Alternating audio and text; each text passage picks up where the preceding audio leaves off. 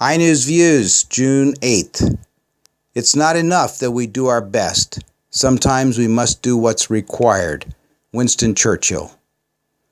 June 6, 1944 marked the beginning of the liberation of Europe when Allied troops fought their way onto Normandy Beach and into France.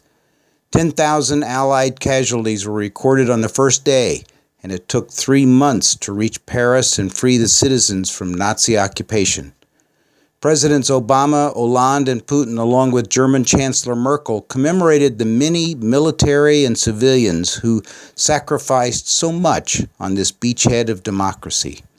Russia's involvement in the Ukraine begs the question of what lies ahead. Russia is moving quickly to bolster ties with North Korea. In the face of global condemnation over its actions in the Ukraine, Russia is also cozying up to China as it moves to distance itself from the EU and America.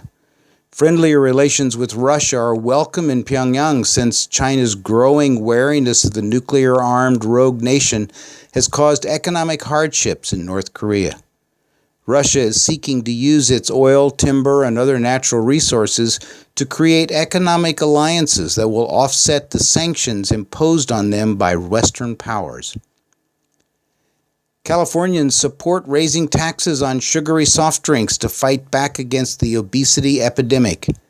Medical concerns are growing over increasing incidence of heart disease, diabetes, and other health problems related to the overconsumption of soda, sweets, and junk food. Restrictions on advertising and using warning labels like for cigarettes are additional courses of action planned by lawmakers in California. Other states are gearing up to enact similar measures.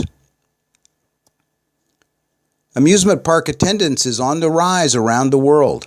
Most visitors attend theme parks with Mickey Mouse ears, but there were 215 million visits to the top 25 theme and amusement parks worldwide in 2013, an increase of 4.3% over 2012.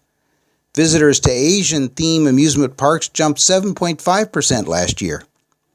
There's a growing discontent with animal-themed parks, but SeaWorld continues to hold down 2 spots in the top 25. Forget how to speak your mother tongue?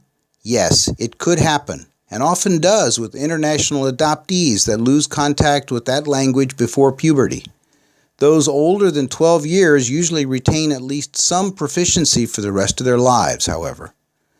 Extended repression of the native language because of a traumatic experience like becoming a prisoner of war can result in linguistic problems, but these usually disappear quickly once the person returns to a normal environment.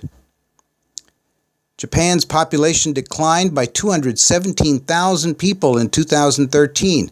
And if the current rate continues, will be less than 100 million by 2048.